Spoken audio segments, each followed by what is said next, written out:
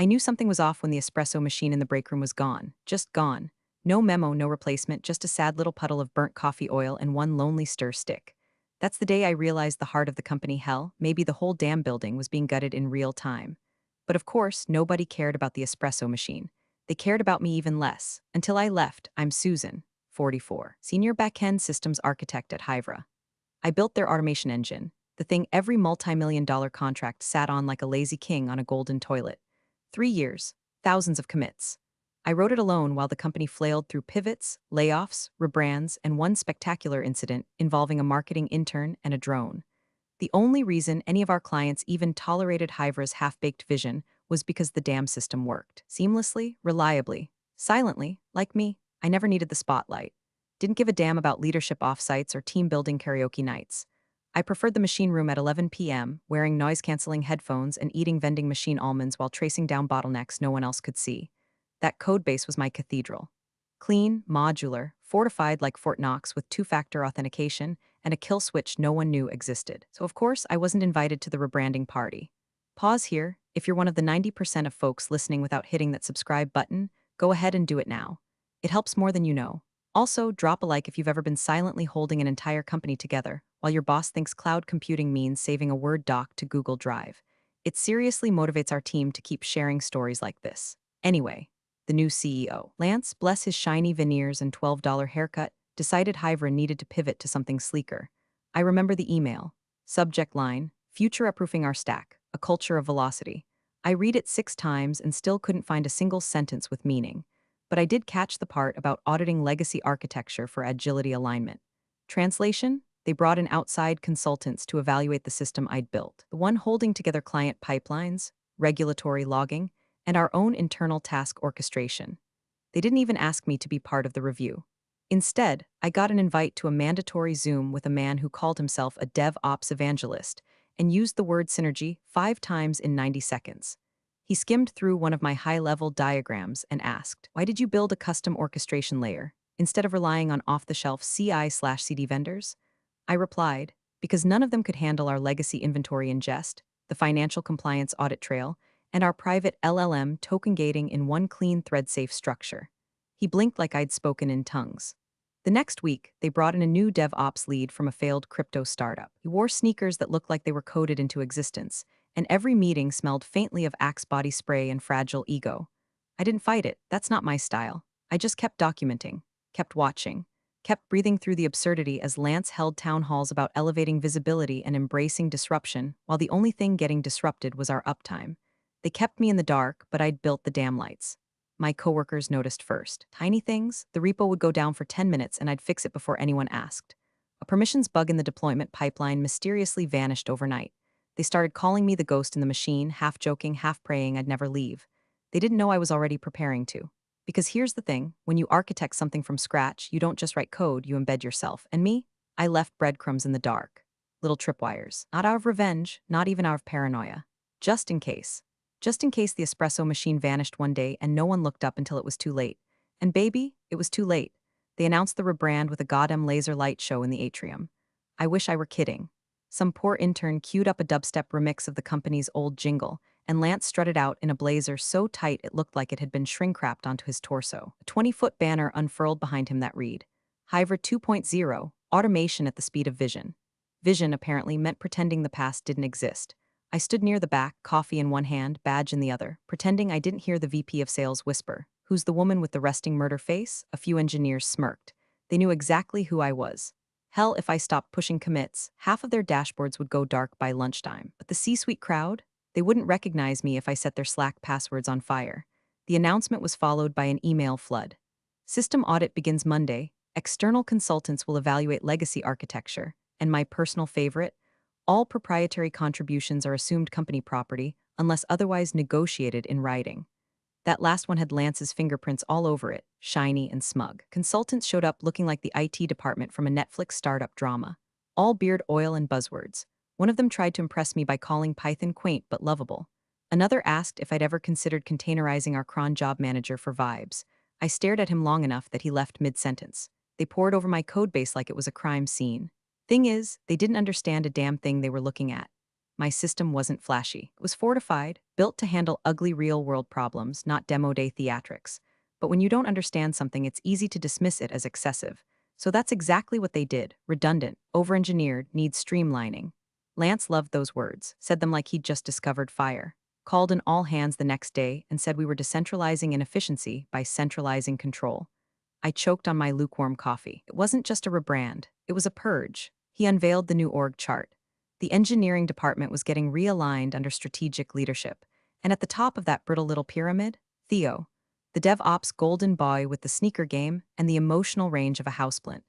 Theo once asked if JSON and YAML were interchangeable, like Coke and Pepsi. This was the man now overseeing the system I'd written while eating dinner out of Tupperware at my desk for 3 straight years.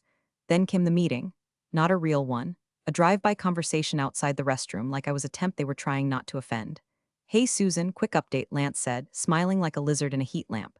"The board thinks we need to, refresh our IP approach. Consolidate, so your contract is going to be reevaluated. Nothing scary, just procedure." "Reevaluated," I repeated, voice flat. "Totally standard," he said. "You've been amazing, seriously. But we need to think bigger, streamline, get scalable." The last time someone used that many buzzwords on me, I was trying to cancel a cable subscription. I nodded, went back to my desk, and stared at my terminal for 10 full minutes. Not typing, not thinking, just listening. To the hum of a company preparing to eat itself alive. I started pulling old notes, backups, compiling logs, not because I planned to fight. That wasn't my move. No, this was about preservation. Because when a storm's coming, you don't argue with the clouds. You seal the windows and check the exits. They didn't want my system. They wanted a story they could sell to investors. One that didn't involve a middle-aged woman in hoodies who wrote code like it was a security protocol for a space launch. Fine, let them rebrand. But I built this thing in the dark. And what they didn't know? Some systems collapse very loudly when you remove the wrong beam. It happened on a Thursday. Not that days matter when you're about to be metaphorically, or maybe literally, set on fire by your own employer, but it's worth mentioning. Thursdays are cursed, always have been. That's when layoffs hit. That's when performance reviews become eulogies. And that's when Lance summoned me to the corner office that used to belong to someone who actually knew how our systems worked. He didn't offer a seat. He was standing behind his glass desk like a villain in a mid-budget streaming drama, all fake empathy and veneers. There was a junior HR rep in the room, eyes wide like she'd been told there might be tears or yelling. Poor thing, she was about to witness neither. "Susan," Lance said, and the way he said my name made my molars grind, like I was a child who'd colored outside the lines. "This is hard, but we've made a leadership decision." "Which means what exactly?" I asked. I already knew. You feel it in your bones before the words come. "We're transitioning the architecture team," he said, like he was describing a weather pattern. "Centralizing direction under Theo. You've done great work, seriously. But your skill set, it's just not aligned with the velocity we're aiming for."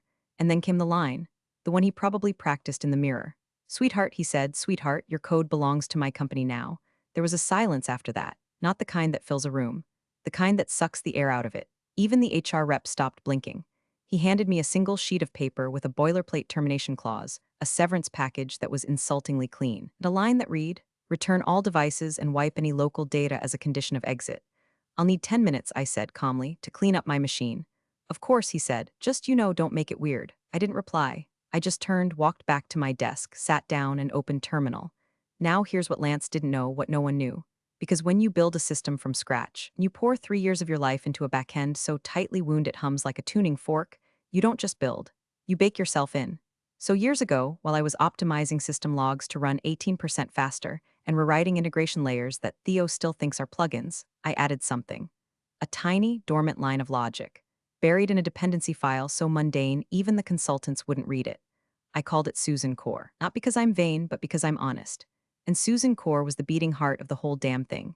A credential verification node that authenticated internal calls, managed third-party APIs, and ran sanity checks before any automated process could launch. It was subtle, invisible to anyone who didn't know where to look. And if removed without a proper handoff protocol, the system would flag it as corrupted. Not crashed, corrupted. A null repository. Useless. Dead weight, I knew what I was doing. I typed, rm/rf tilde/hiver/core, watched the screen blink. A pause, one small confirmation, and then, gone. The system didn't scream.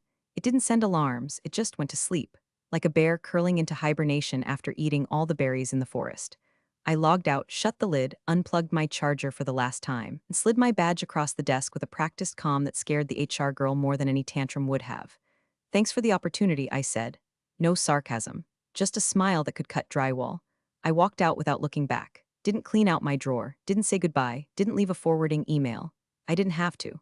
Because when you gut an architect from her own cathedral, you better be damn sure you understand what holds up the ceiling. Lance thought he was stealing something from me. But the truth? He was already living in a house built on sand, and I'd just walked away with the last remaining shovel. Friday morning broke like a dropped plate. I wasn't there to see the panic begin, but I know how it started because I built the fuse. At 7:43 a.m., the DevOps team tried their usual deployment. Routine, automatic, allegedly streamlined. Theo, in his infinite wisdom, had scheduled an internal test push to prove how agile their new pipeline was without me. It was supposed to run 3 containers, validate the API handshake, and log a confirmation to Marston Bank's server for weekend wire prep. But instead of a green light, they got a brick wall. Error, authorization mismatch source repository undefined. Theo, ever the genius, assumed it was a syntax bug. He restarted the job. It failed again. Same error. He tried a rollback. The system spit out a deeper warning. No node found. Initiation refused. He tried to manually restore a prior build. That's when the core orchestration engine threw a nested rejection loop, something no one outside of me had ever seen. Something I designed to only appear if Susan core was missing, and the failover node hadn't been authenticated by a verified architect credential. Marston Bank's wire transfer system kicked in around 8:20. Their client-side validator hit the endpoint. Instead of confirmation, it bounced hard. The bank flagged the validation attempt as suspicious and temporarily froze the wire. $150 million. Suspended midair like a cartoon piano. Now here's the fun part. I didn't have to lift a finger. I wasn't even on the premises. I was in sweatpants on my balcony with a mug of Irish breakfast tea, watching a neighborhood squirrel make eye contact like it owed me something. My phone started buzzing around 8:41. Unknown numbers, Slack pings, an email from a panicked junior engineer with the subject line, "Did you ever encrypt the legacy repo? Please respond." I didn't respond. I read every message calmly. I watched as Theo posted in the company Slack, "Need urgent support, pipeline failing validation. Anyone have visibility into Susan Core?" The channel went silent. I could practically smell his deodorant giving up. At 9:03, I received a formal notice from Marston Bank's enterprise client team. "Hi Susan, apologies for the intrusion, but we're encountering an unexpected authorization mismatch during your firm's validation sequence. The endpoint appears corrupted. Can you confirm whether your access credential has been rotated or reassigned?" I didn't reply to that one either. Not yet. By 9:17, the CTO, who once referred to my architecture as quirky but serviceable, finally tagged Lance in Slack. The post was short but loaded. Primary system routing failed. No backend compliance node available.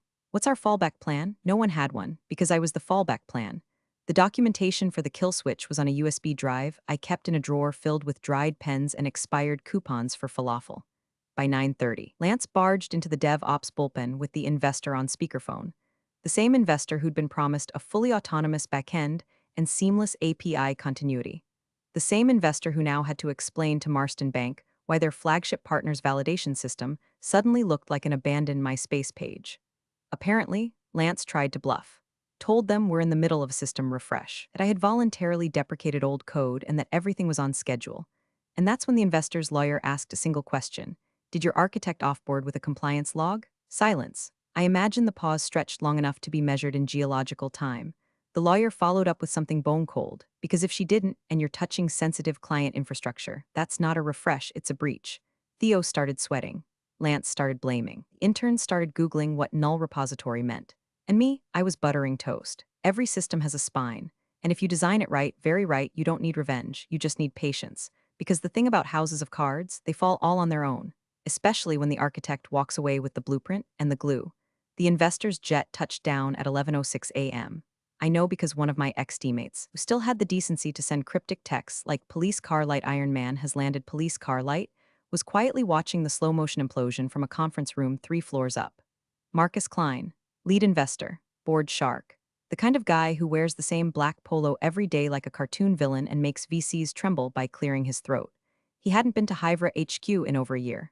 Last time he visited, he left a handprint-shaped dent in a wall after a disagreement over vision. Now he was back. No warning, no handlers. Just him, a black leather laptop bag, and the quiet fury of a man whose $150M wire had just been bounced back like a bad check from a casino junkie. Meanwhile, the CFO, Jeff Patel, was mid-sabbatical somewhere in the Florida Keys, probably drinking rum out of a coconut. By noon, he'd been yanked back via emergency Zoom, still wearing a fishing shirt and sunburn, the word what frozen on his face for a solid 5 seconds when the dev team briefed him. Lance was already unraveling. He tried charm first, offering Marcus a kombucha, making nervous jokes about dev gremlins, throwing around words like transitional bottleneck and unexpected refactor latency. Marcus didn't sit. Instead, he placed his laptop bag on the conference table, opened it, and pulled out a printed screenshot of the validation failure from Marston Bank.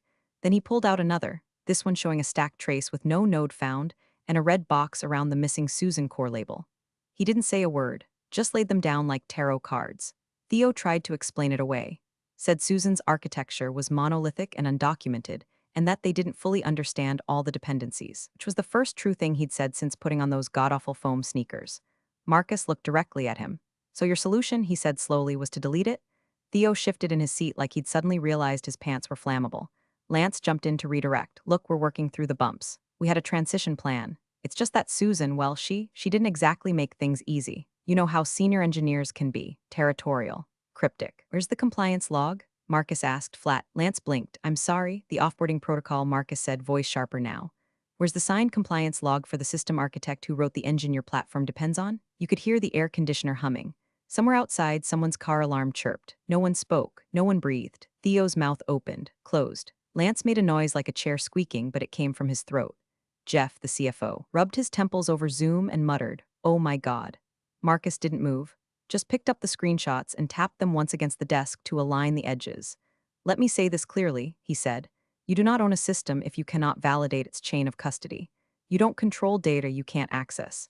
And you do not have a company if you cannot pass financial verification for a wire this size. He looked at Lance like he was considering whether the man had ever eaten paste as a child. You fired the architect, he said. Without paperwork, without protocol, without a goddamn clue. Lance started to protest, said something about assumed IP and severance clauses. Marcus held up one hand. You're the CEO, not a magician. Don't try to pull contracts out of your ass. Then he turned to the CTO, who'd been hiding behind his laptop like it was a blast shield. You signed off on her removal? Marcus asked. The CTO looked up, pale. I was told it was approved by ops, was it? Silence. And in that silence, the truth finally bloomed, hot, humiliating, irreversible. They hadn't just fired an employee. They'd amputated the brainstem of their own company, with no backup, no handover, not even a goodbye, and me? I was still invisible. No LinkedIn post, no tweet, no Slack ghosting with teary emojis. I was just gone, like a heartbeat, like a kill switch, like a goddamn magician, one who knew exactly where every card was buried. By 2:14 p.m., the legal team had entered what I imagine they now refer to as the trench phase. You could smell the panic through the firewall. Paper rustling, phones ringing. That eerie Slack silence where no one's typing because they're all waiting for someone else to jump on the grenade. Legal's audit revealed what I already knew, but now it was real and in writing and traceable. There was no offboarding document for me, no compliance sign-off. No digital footprint confirming I'd transferred intellectual property, access credentials, repository ownership, or even my last Git commit metadata. Nothing but one Slack message from Lance. Read, hey, just go ahead and wipe your stuff clean before you head out. You know the drill? The emoji was the cherry on top. A passive-aggressive smiley face that would now sit on page 2 of what I imagine will eventually be a 30-page legal brief titled, How to Invalidate a $150M wire transfer in 1 click or less. Meanwhile, I was still quiet. Not hiding, just positioned. Like a scalpel resting next to a trembling hand. 3:02 p.m. I received an email. Subject line, quick clarification. It was from Jeff, the CFO, now back on grid and trying to fix this before the investor turned him into a cautionary tale. His message was short, no salutation, no signature. Did you remove core access as instructed? I stared at it for a moment. The wording was fascinating. As instructed. Like I was the intern sent to pick up lunch and accidentally detonated the company instead. I didn't reply with words. I just took a screenshot. Lance's original Slack message. Time-stamped, unambiguous. Then sent it with the subject line, per your records, no message body, no commentary, just that. By 3:27, I could feel the tension mounting across channels I was no longer even on. One of my old coworkers texted, bro. Marcus just threatened to put Theo on a flight with no return ticket. Another wrote, just locked Lance in a conference room. Not kidding. The system was still down. Marston Bank had issued a final hold notice, validation required by 5 p.m. or the transfer would be auto-canceled per their enterprise risk policy. And once canceled, there would be a full compliance review. External, invasive. The kind that digs into contracts, digital trails, exit paperwork, and proprietary access claims. Translation, if they couldn't prove I left clean, no investor in their right mind would touch them with a 10-foot venture pole. At 3:49, Marcus issued a demand to legal, confirm chain of custody logs or prepare breach disclosures for the board. Lance tried again to blame Theo. Theo blamed the consultants. The consultants had already lawyered up and ghosted the Slack. What none of them could admit out loud was simple. The architecture didn't break, they broke it. And I had the receipts. Not just Lance's Slack message. A digital audit trail so coldly precise it could double as evidence in a military tribunal. My system didn't go quietly, it left breadcrumbs, and those breadcrumbs were starting to catch fire. At 4:11, another message came from Jeff. Susan, what would it take to restore access? I didn't answer. Not yet, because this wasn't about vengeance. This wasn't a petty middle finger from a bitter coder who felt overlooked. This was surgery. Controlled removal of a tumor. And I wasn't done cutting. They had an hour left, and I was still holding the oxygen. The CFO walked back into Hydra HQ at 4:26 p.m. Not metaphorically. I mean literally, he got off a red-eye, shaved in the airport bathroom, and walked straight into the conference room with the expression of a man who once negotiated down a ransomware demand by threatening to sue the hackers for copyright infringement.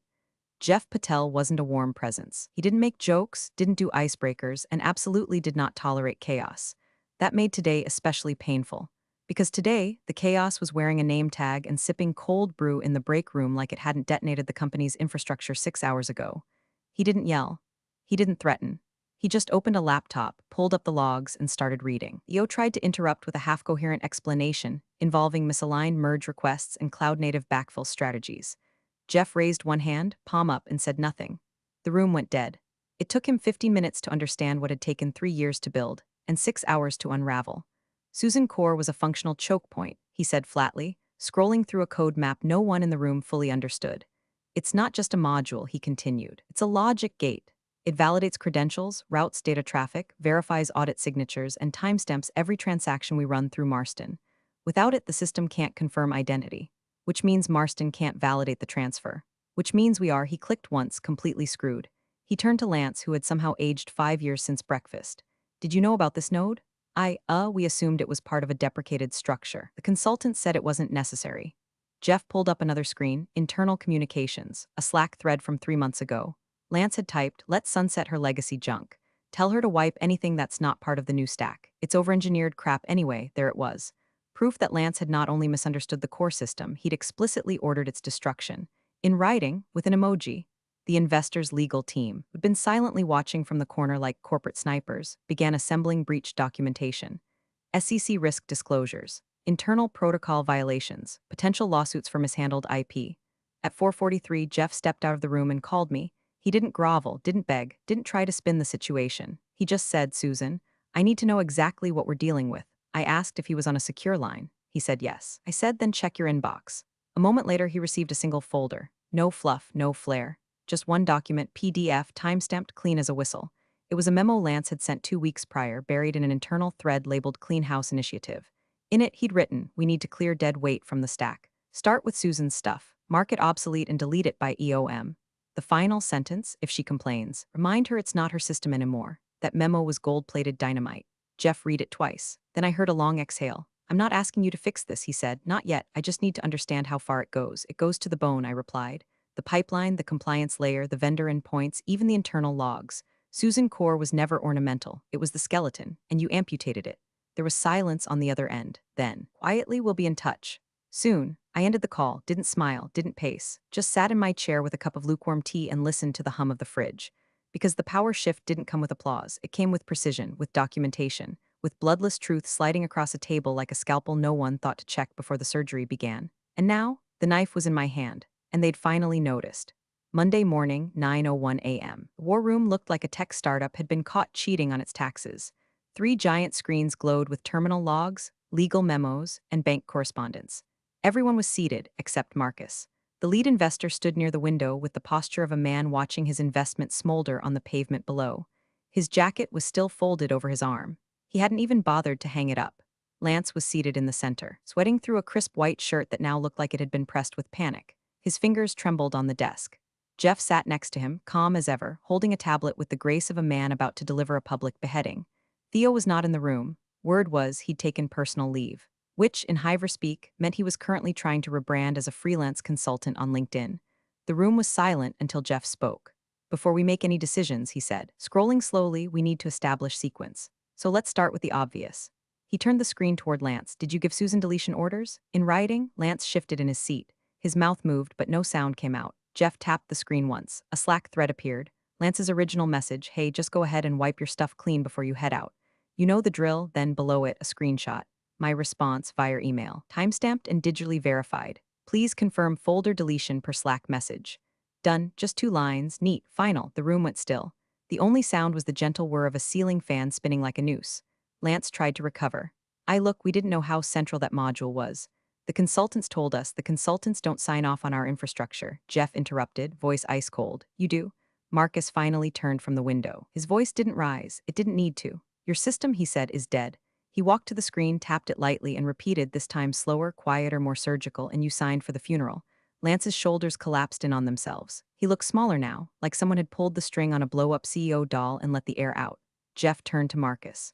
Breach documentation is ready. We can file by end of day. Don't bother, Marcus said. I'll settle this internally. But I want Lance off-platform, effective immediately. Legal nodded without a word. They'd already drafted the paperwork. Lance opened his mouth to protest, but there was no oxygen left in the room, no allies, no excuses, and no system. Across town, I refreshed my inbox.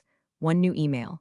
Subject, System Access Request Message. Hi, Susan, as discussed. I'd like to engage your LLC under emergency contract to restore baseline operations. Please advise terms. I read it twice. Sipped my coffee, didn't smile.